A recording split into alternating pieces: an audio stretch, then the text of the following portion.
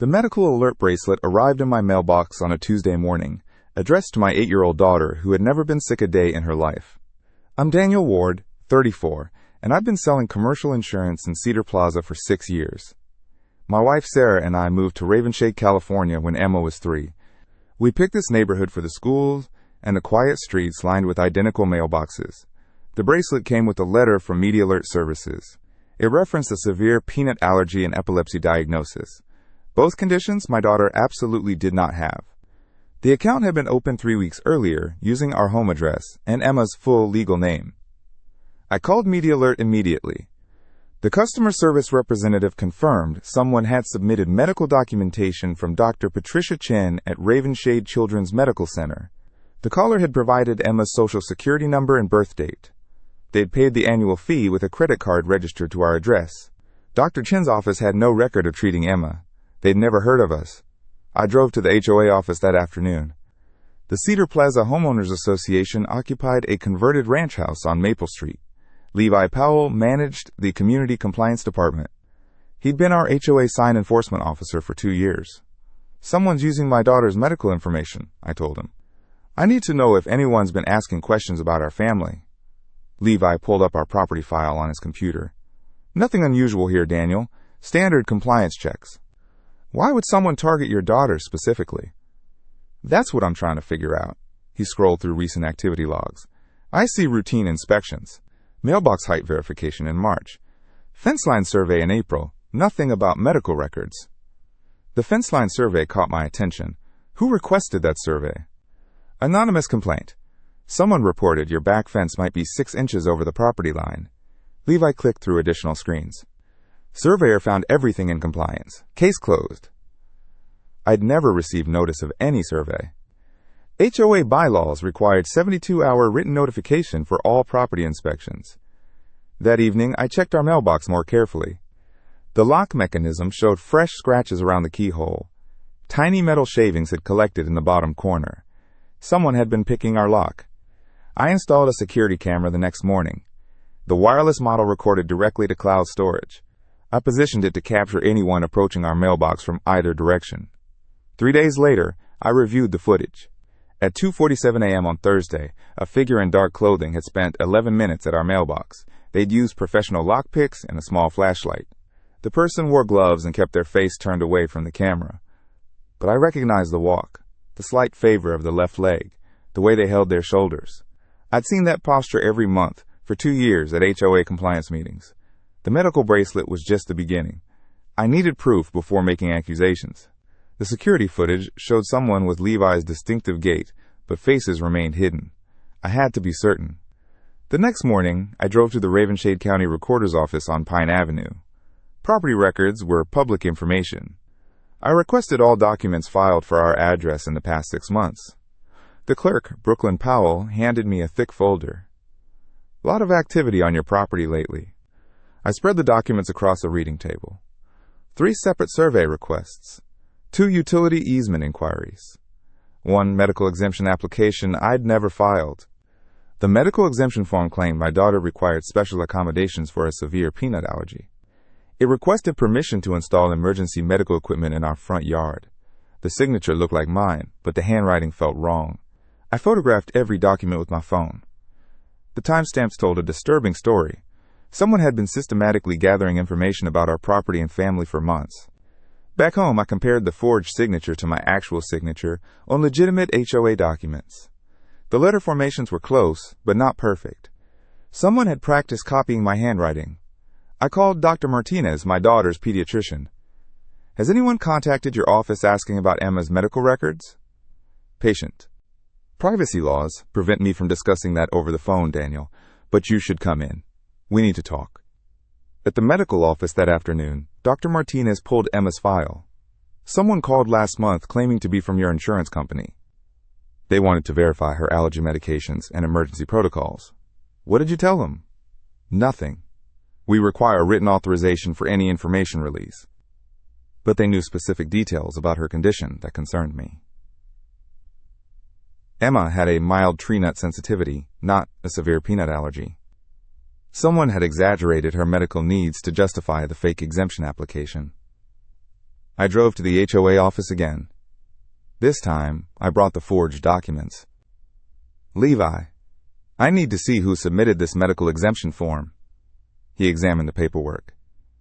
This came through our online portal, submitted from your registered email address. I never filed this application. The system shows it originated from your home IP address. Levi pulled up the digital submission log. Timestamp shows 3:17 a.m. on April 15th. I'd been out of town that weekend. Business conference in Sacramento. Hotel receipts and flight records could prove my location. Someone's been accessing our accounts, I told him. I think they've been stealing our mail to get personal information. Levi's expression shifted slightly. That's a serious accusation, Daniel. Do you have? I showed him the security footage on my phone. The figure at our mailbox was clearly visible, but the face remained obscured. Could be anyone, he said. Teenagers pulling pranks. Package thieves? Hard to identify from this angle. But his voice carried a different tone now. More careful, more defensive. I left the HOA office with a growing certainty. The person stealing our mail had inside knowledge of HOA procedures. They knew exactly which documents to forge and how to submit them through official channels. That evening, I called my neighbor, Brooklyn Hartwell. She lived 3 houses down and worked as a paralegal. I'd helped her install a new garage door opener last summer. Brooklyn, I need legal advice. Someone's been forging documents using my family's information. She agreed to meet the next morning. I brought copies of everything. The forged medical exemption, the unauthorized survey requests, the security footage, my travel receipts proving I was out of town when the online submission occurred. Brooklyn spread the documents across her kitchen table. This is identity theft, possibly mail fraud. You need to file a police report. I think it's someone from the HOA. That makes it worse. Abuse of official position. The district attorney takes these cases seriously. She helped me organize them chronologically. The pattern became clearer with each document. Someone had been building a detailed profile of our family's medical needs, financial status, and daily routines. They're not just stealing mail, Brooklyn said. They're conducting surveillance. This level of detail requires ongoing access to your personal information.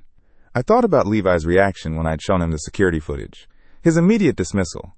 His suggestion that teenagers might be responsible.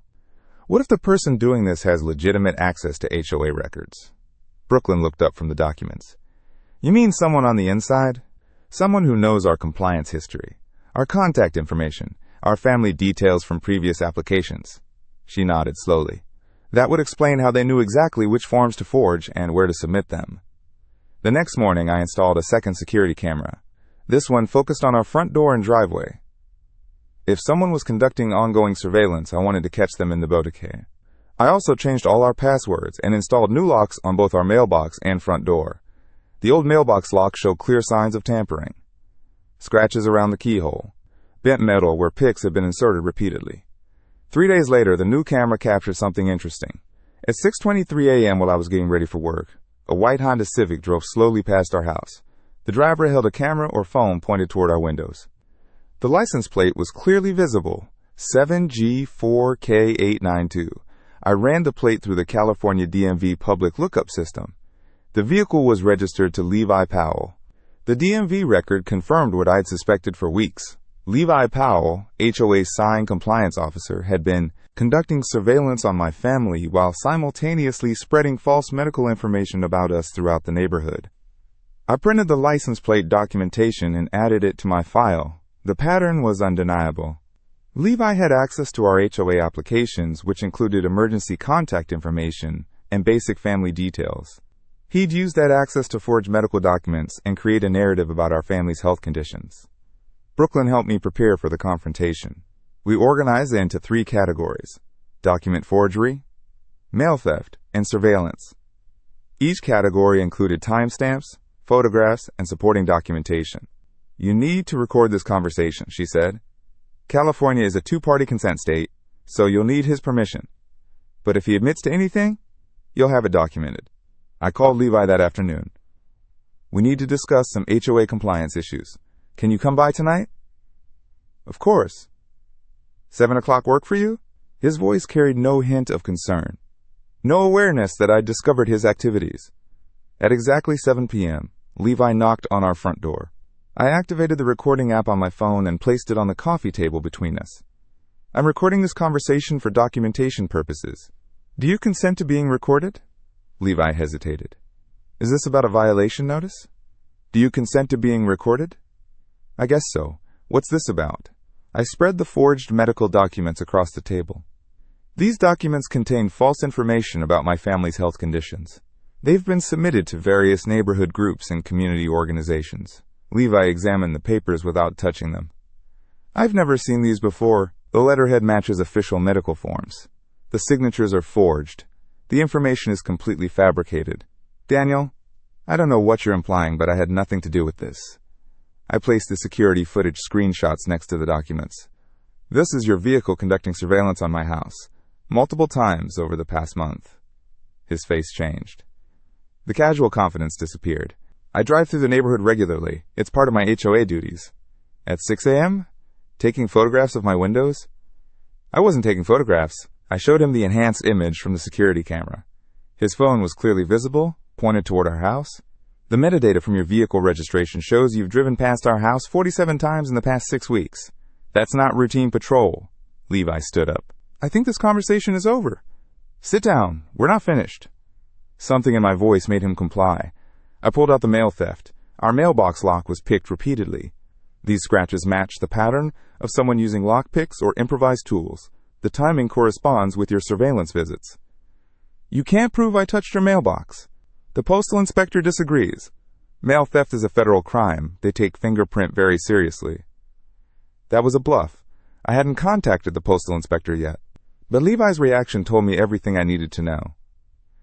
Look, maybe I drove by a few extra times, but I never touched your mail. Then how did you obtain our medical information? The forged documents contain details that only appear on insurance forms and prescription records. Levi was sweating now. I don't know what you're talking about. I placed the final piece on the table. A copy of our HOA application from 2 years ago, with handwritten notes in the margins. These are your handwriting samples from HOA violation notices. The same handwriting appears on the forged medical documents. The notes in the margins included details about our family's emergency contacts, work schedules, and previous medical accommodations we'd requested for HOA compliance issues. You used information from our HOA files to create a detailed profile of our family.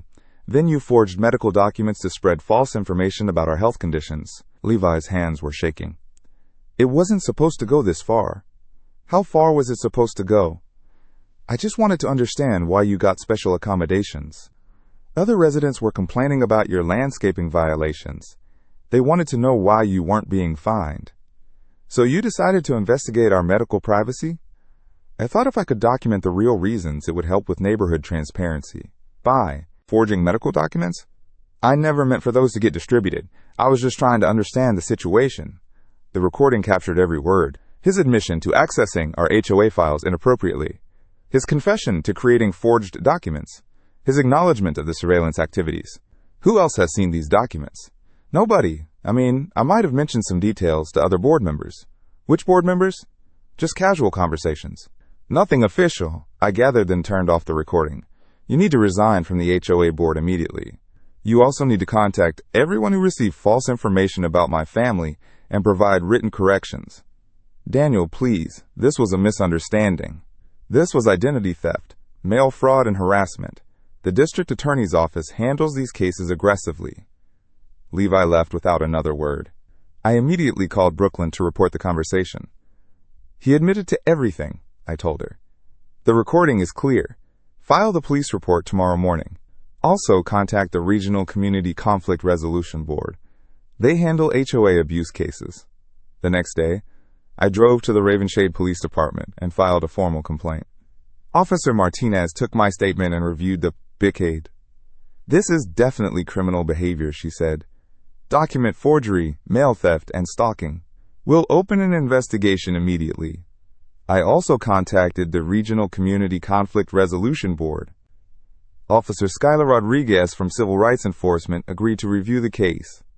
HOA officials have specific legal obligations regarding resident privacy, Rodriguez explained.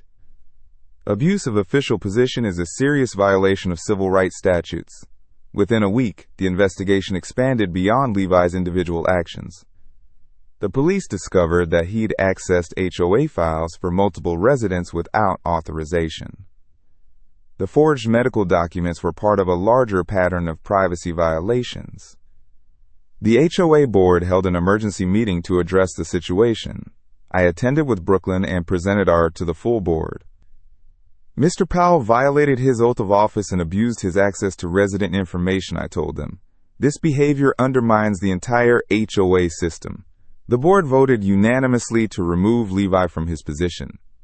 They also implemented new privacy protocols and mandatory training for all officials with access to resident files. Officer Rodriguez's investigation revealed additional violations. Levi had been sharing resident information with third parties, including local businesses and service providers. The Civil Rights Enforcement Office filed formal charges. 3 weeks later, Levi pled guilty to mail theft and identity theft charges.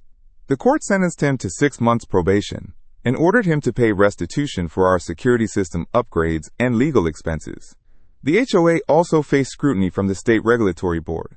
Their investigation resulted in new oversight requirements and mandatory privacy training for all California HOA officials. I helped 3 other residents who'd experienced similar privacy violations. The pattern of abuse was more extensive than anyone had realized. The neighborhood slowly returned to normal, but the trust had been permanently damaged. 8 months later, I stood in my backyard watching the new privacy fence being installed. The contractor finished the last panel and packed his tools. The barrier felt necessary now. The Cedar Plaza neighborhood had changed. Levi Powell's house sold in March. A young family moved in. They introduced themselves properly and respected boundaries. The difference was remarkable. Brooklyn Powell and I maintained our friendship. She'd recovered from the betrayal better than expected. Her new job at the county clerk's office suited her investigative skills. We still compared notes on neighborhood dynamics. The HOA implemented the new privacy protocols successfully. All officials now underwent background checks and signed enhanced confidentiality agreements. Access to resident files required written justification and board approval. Officer Rodriguez's investigation had broader implications. The state regulatory board used our case to develop new HOA oversight standards. Privacy violations now carried automatic license suspension for management companies. I received calls from residents in other neighborhoods facing similar issues. The pattern was disturbingly common. HOA officials with access to personal information sometimes abused that trust. I shared our documentation methods and legal strategies. The security cameras remained active. The footage had proven invaluable during the investigation. I had upgraded to a system with cloud storage and real-time alerts. Trust required verification now. My sales territory expanded to include 3 new counties. The promotion came with better commission structure and flexible scheduling. The extra income helped offset the legal expenses from the case. I lobby for legislation specifically addressing neighborhood harassment campaigns. The current laws don't adequately protect residents from officials who abuse their positions. Change happens slowly, but momentum is building. The forged medical documents still bothered me most. Levi had violated something fundamental about human dignity. Health information represents our most vulnerable moments. Using it as a weapon crossed every ethical line. Brooklyn and I organized a neighborhood watch program, not for crime prevention, but for privacy protection. Residents now report suspicious behavior by officials or management companies. Early intervention prevents escalation. The HOA board meetings became more transparent. All decisions required public discussion and recorded votes. The old system of closed-door agreements ended permanently. Sunlight proved to be the best disinfectant. I kept copies of all documentation in a fireproof safe. The paper trail had saved us. Future residents might need the same if problems resurface. Institutional memory matters in these situations. The neighborhood felt quieter now. People minded their own business more carefully. The casual surveillance that Levi had normalized disappeared. Privacy returned gradually. My trust in institutions required rebuilding. The HOA system worked when properly supervised. But unchecked authority always created opportunities for abuse. Vigilance was the price of peaceful neighborhoods. The Civil Rights Enforcement Office used our case for training purposes. Officer Rodriguez said it demonstrated how quickly privacy violations could escalate without proper oversight. Education prevented future problems. I still walk the neighborhood every evening. The routine provided perspective and exercise. But I noticed things differently now. Patterns of behavior. Unusual interest in neighbors' activities. Warning signs I had missed before. The settlement money covered our expenses and provided compensation for the violation of privacy. Justice felt incomplete but adequate. Some wounds heal better with time than courtroom victories. It was finally over, and the silence felt earned.